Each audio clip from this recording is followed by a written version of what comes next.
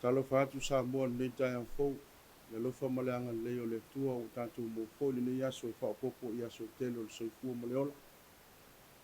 O mai ase o tātou whaafo i le viinga ma le whaafitai o tātou tua. O le a tātou Tapuaiga i le tua. O lātou tuta o nei loa leo le afi malala. O le ia foi o tunuai ma le areto. O whetala iatu Yesu ia te lātou. O mai nisi ia ua utou maua nei. Tātou talo mo le ngang pai. Wala fai mailo ua tunu i le fia mo le manuia. Mai se le malosi whaafawina ma le ola fau mai la o fia. O naunau waile ani ia i le viinga e whaafo iatu ma whaatu maua i pēa i lo lava ma mana. Wa o lo walofa ua tele lava lea mo i mātou. Ngā lea mātou te langona ina i mātou lavo le atunu e mātitiva whaalea nganga i whaiero nei sāuninga. Lea o mātou mwai te talo ma pūnauna wina le mana lo lava nganga pa ia ina seia fio mai. Fio mai e te tau tolu ina le Tapuaiga Samoa u whai. Na ia whaatele pea lo vi inga lo mātou te maa. Le swafo Yesu o mātou mwai te talo ai ma vala au. Amen. O le whaita wina o whionga pa ia le tua. Tusi filfilia mo nei Taeao whangai nai. O tusi a Ioane no nam tau pe lua sfun maltasi. O le whai upo iwa e whangata mai sfun malfaa. O le a o whaita wina. E vangelia Ioane nam tau pe lua sfun maltasi. O whai upo iwa e whangata sfun malfaa. O le a o whaita wina. Whaafonga. O whionga pa ia ro tātou watua. O lātou tuta, o nei loa leo le afi malala. O le ia foi ua tunuai ma le areto. O whetala iatu Yesu ia te lātou. O mai nisi ia o tō maua nei. O nā luane lea o Simona Peteru, ma toso mai le upenga iuta. O tumu ia te tele. Le lau se lau ma le lau lima, ma le toru ngā lau. E lava ina tele o ia a ele masa e lava le upenga. O whetala iatu Yesu ia te lātou o maia ina ai. A ele i whamalosi se tasi o lau so e whisiri atu ia te ia. O ai ea oe. O au lātou loa o le ali lava ia. O na maliwane leo Yesu o tango i le areto. Ma watu ia te lātou o whapea foi ma le ia. Lona whaari whaatoru mai leo Yesu yona so. Talu ona toi tu mai o ia na ye wot. E whamanuia mai le tua ia i tātou lo tātou whaitau ma whalongo ia na whionga pa ia. Ia tu maupe ia te anu na lava vi inga. Nei se ia o le whavau lava. Amen. O le a tātou pese ma vi le tua. O le vi inga e lua sifunu ma le lua. Mātou te fia sauni nei la mātou pese whaafitai. I lou mamalu, lou lelei. O oe o lea lofa mai. Lua sifunu lua le vi inga o le tua. O le a tātou pese.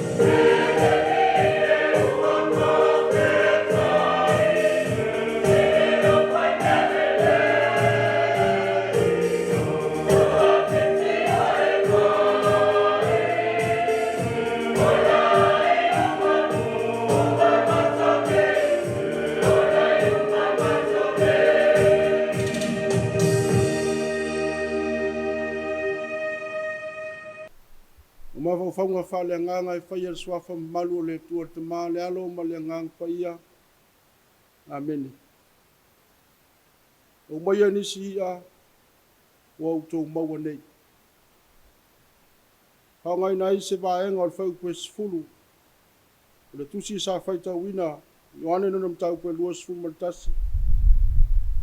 O se vaenga leo le whau koe sifulu e whai ma tātou matua. Maua i fōi se tā iala o whiau mga luenga o le nei aso. O maia nisi ia o autou maua nei.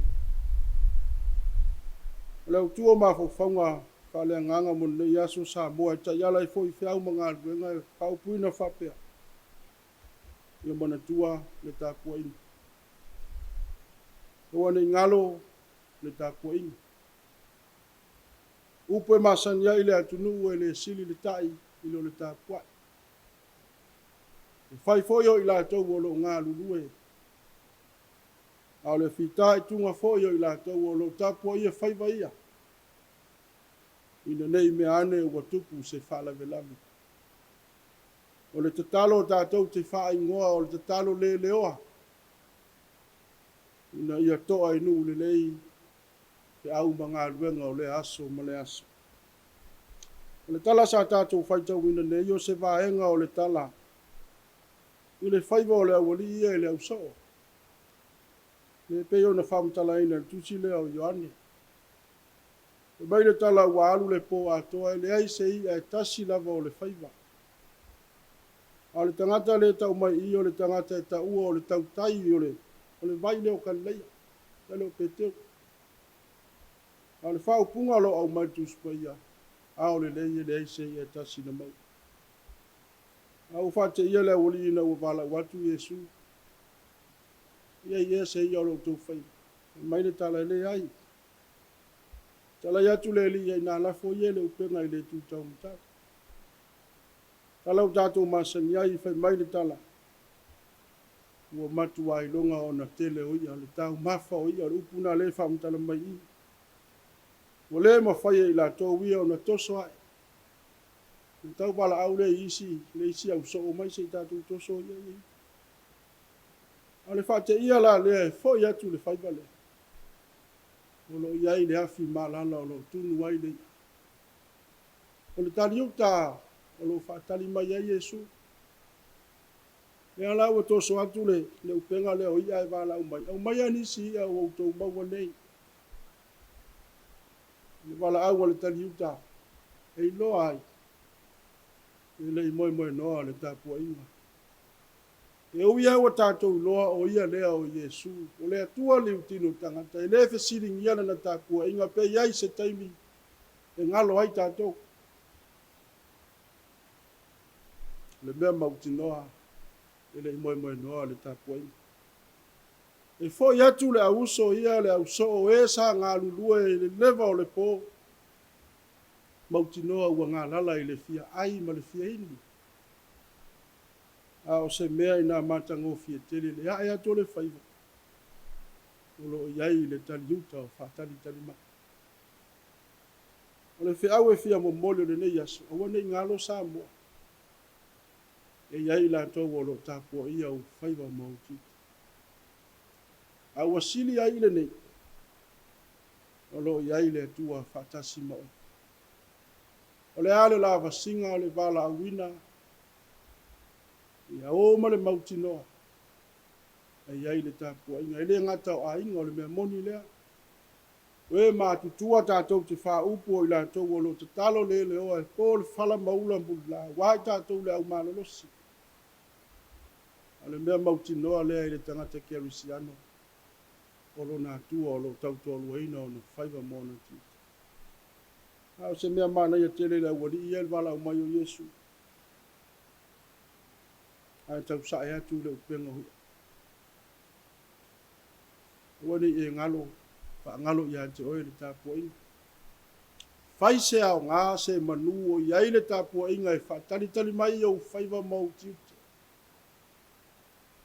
Mea mana ia le wala o mai au ni ia. Se sa atu lo whaiva ia i lato. Se whawhia loto lea i le Tapuaiga.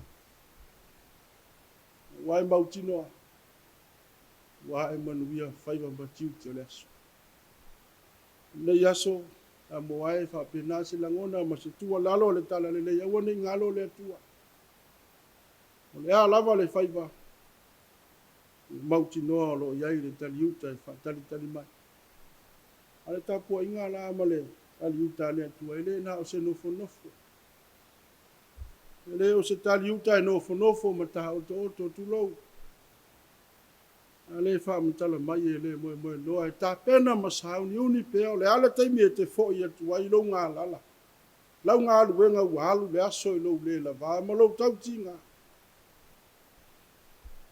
Tapena pea e le li le tau mafutanga e whaatomu i lo malosi u whaalu. Mai se o le ngā pātia ia lo whiau mga luenga le winga lea. A umaane se aso na tātou manatu lea. Ia tātou lavo au na lea wa. Lo whaatari mai lo tātou o tua. Wani whiau mani ngā luenga tātou te au ngā iai. Ia whailea mo ia mauna vini. Wani ngalo Tapuaiga. Awa sili aile nei. Wani ngalo ia te oe le tu. No Yesu. Amen. Na tātou ta. Aftai le tua nei Taeao fōu mātou mau. Tona ia tu fōu le pōmi sā mōna whaingita. Awa e au mai le malama o mātou moli mau ina ia ngā luenga mamana. E siri ese ma le mtautio la u fio. Ka toi whaopopo fōi nei aso tele lo mātou wona. Aftai le tua. Wa te le tu la foina le mātou sāwalinga. Mātou te io e lava iai whaingita.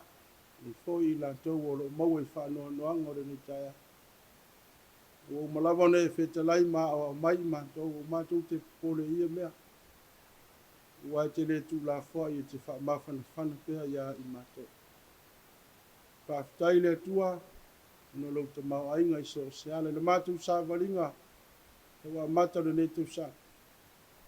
Mātou te tari tonu lava i te mau ainga i te tāpena me saunia. Mātou te wha o ngā e lava foi mau atu toi. Yo le vi inga lea wae te whasoa pea yo mātou manao i lea teimi ma lea teimi. A telo manuia Samoa mo na tangata anu. Mai lava yo na teitai yo le kalesia, teitai yo le atunu, tonu nuu, ma fioanga teitasi whapea foi a inga. Le tangata foi malana o lo whenga ia. Mātou te vi ia pea la u fio, ono lo soa di mai ia i mātou. Mo le yonge a Samoa i se mea. Ua e te tala pea whakitoa o whamanuianga. E whasoa aile ta mau ainga ina i mawhaio nā tiae. I se o se tafa o lo mātou ua. Ia la ua fio no lau tala lelei ma lau tūsipa ia. Lau lea fina ngalo whamauina wa Samoa mo na tangata ina i whaitau ma o lai. I whapea o na taitai tama pea ila mātou sāwalinga o lo whaia nea. Aftailo ngā pa ia so di mai ia i mātou. Wa o siri lata mai. Mawhanwhana. Whalo tele ia i mātou. I tu aso i la ngona airo mātou vai. Aftaile ali ia. Ono le whaolo tanga le tāpina ina i rau lava alo Yesu Kevisi. O mawhai o na whaolo ina Samoa. O whapea fōi le larolangi ang sala e pe fōi o mātou ne. O le mātou te tālo le ali ie, o tu mau pea i la o fio lu lava viinga. Nei māsa umai o lava i le whaaro wā. I le yaso o mātou wawia, mātou te taritonu. O nā o la o fio i le iai i le yaso o e au mai. Taitai mai alo mātou wola, leo maia ia i mātou. Tonu whalau la o fio i alo whiau mga aluenga. E mātou wō pēr male mautinoa, te le tu la wha i mātou. I whaia ni ngā aluenga i le lei, ni ngā aluenga i vi ai la o fio. E aua ni ngalo le Tapuaiga a inga o nuu mai kālesi. E siri ai la o fio, o lo Tapuaia ma tautoalua ina o mātou whaiwa taitasi. Tālo le atua i eia o whamanuianga ia Samoa atoa. lava iona taitai whare kalesia, ia mana na lato upu fola. Ina ia tuku pea lo malo le lalolangi le nei. Anga le foi le ali ia le whainga malo ma lato foi fuanga le tau wate aina o lo watunu. Ia taitai pea le atunu ma le alofa. Ina ia mauti no ai whamanu yanga mo Samoa mo na tangata anu. Anga le leila o fio le pule ngari mo fai pule nu ma fioanga taitasi mo pea le file mu.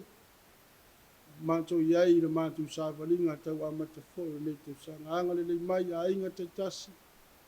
Le loto is fale lava ia matua mo whanau le tau ati ai foi so sea. E so anu mai no mato tama. Taru i lau fio mo manatua i la tau o lo maua i whanoa noanga. Iai le whananga la o fio. Ia lo fo ia i la tau o lo whata o tolia i mai o le tino. O fia lava le no whanga. O lau o fio lava o le fo mai o fo mai. E te wha malo lo i a te i la tau o mawhati. Mātou tāru sia fo i le ali ie. I lalo langi pōpua ngā tia pe a mātou whaitau ma mata. Meo lo tutuku. I whape nao na iai lo file mū lo mātou tuma. Mātou tāru i lau fio. I le yaso. Ta tau malau fio na ia manu iai. Mātou whaiva mo mātou tita. Mātou toi manao le ali ia wa isi le whilava. Samoa lava o se atunu wang sala. Mātou foi o le fotu leanga māsasei si pēr le tā i lau fio. Le masino se ala mātou te leanga ai. Masasei ai lo tātou wāwhenga iai. Ala mātou wāla au lea le ali ia ni le yaso. Se ia lofa ma wha ngalo mai o mātou se tai tō tasi umala. Ala le toto tā ua Yesu ke viso na wha malingina i sina ma tā ua tiiti. Whai le nā ma vai la au e wha ma maina o mātou elele. Ia mau ai mātou le loto fou, ma le loto e mama. O se atu nu fo i langona le salamo ma fo i atu e whaia lo fina ngai. Le ala mātou te talo le ali ie whatasi le tele ma le ano noa i o talo le leoa. O i loto lau whanau. Ia whaia pēa lo lava fina ngalo lo mātou te ma. Ua lava lo mātou loto kai tō tasi. Le ali ie o le ala mātou te talo. Le lava le swafo Yesu ke viso. Alu manuia ma le file mua la o fio le atua le tamale alofa sili eso Yesu ke viso le li ma lo mātou whaola. Le mafutanga foi ma la o fio nganga pa iai. Ia tu maule i lunga o Samoa ma ona tangata anu. Lalo langi atoa. Mata atu nei o i le whaavavau lava. Amen.